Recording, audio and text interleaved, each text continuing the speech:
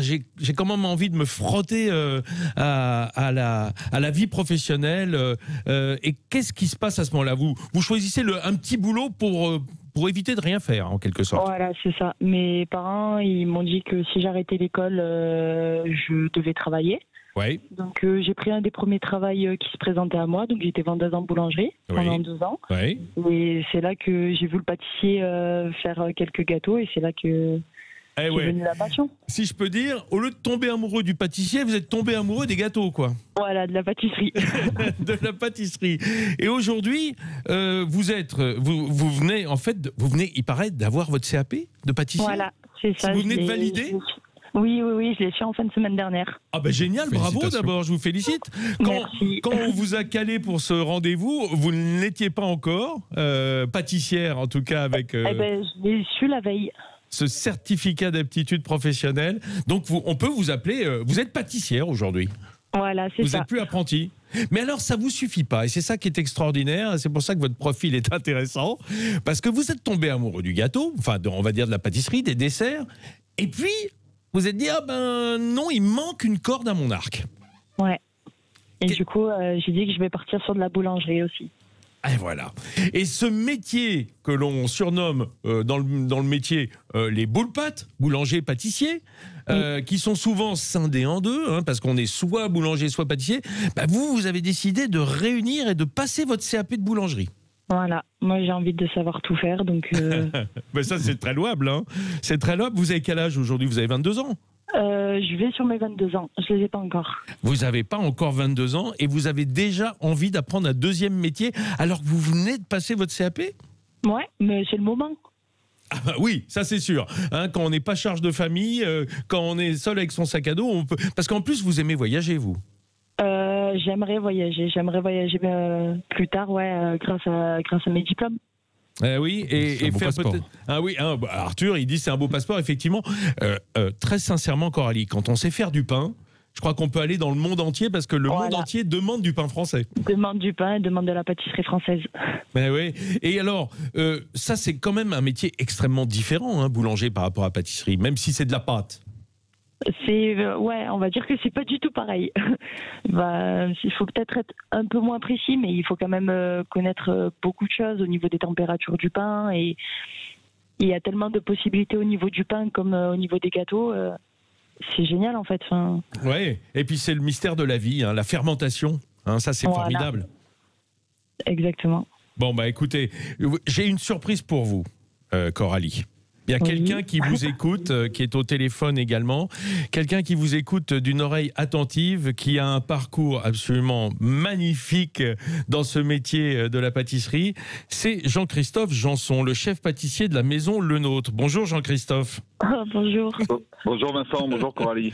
Jean-Christophe Janson qui a passé son diplôme de meilleur ouvrier de France à 50 ans passés, lui aussi avec un long parcours, chef pâtissier donc d'une maison prestigieuse.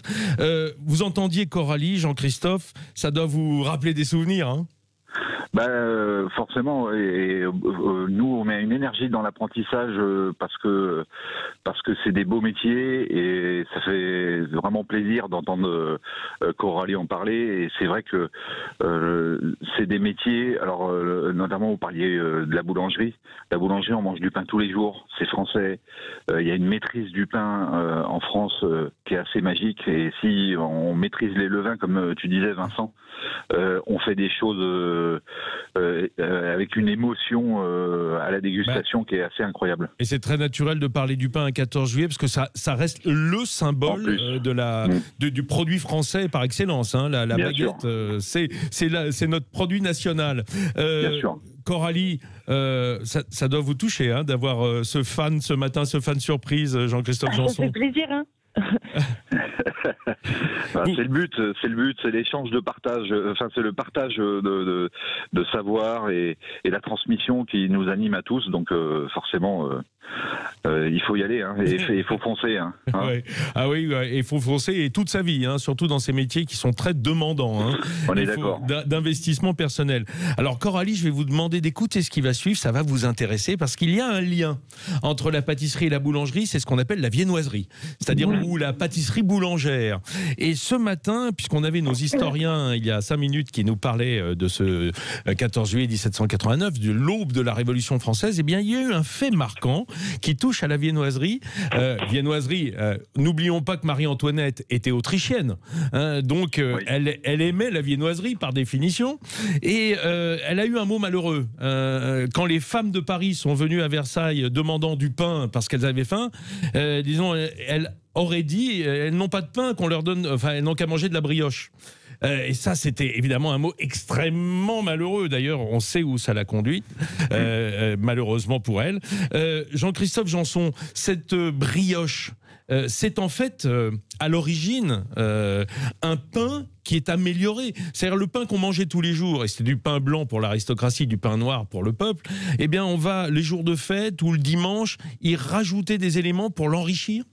C'est ça, c'est ça. Au fur et à mesure, forcément, la recette a bien évolué, mais on commence par un peu de beurre, après on y rajoute un peu d'œuf, et puis on la pétrit différemment, et on laisse des pointages. Et Qu'est-ce que c'est le pointage ?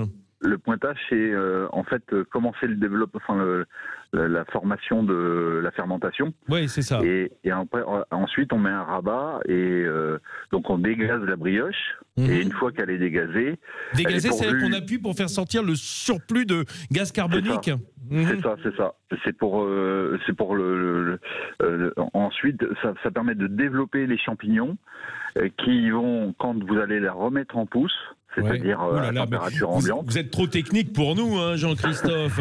Les champignons, ce sont ces petites moisissures, enfin, ce sont ces ferments, en quelque sorte. C'est ça, c'est la fermentation, oui, tout à fait. Hein, qui vont développer qui vont développer le côté aérien de la brioche. Hein, exactement. Et c'est ce qui fait que, quand vous multipliez ces champignons, c'est ce qui fait que vous avez des micro-bulles maîtrisées et pas des grosses bulles d'air à l'intérieur des brioches qu'on peut retrouver à la coupe.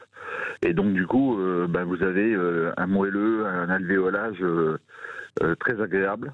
Ouais. Et après, c'est la quantité de beurre que vous allez mettre dedans qui va faire qu'elle est plus ou moins gourmande. Et oui, chez Le Nôtre, vous êtes un peu riche en beurre d'ailleurs. Hein, vous aimez bien ça.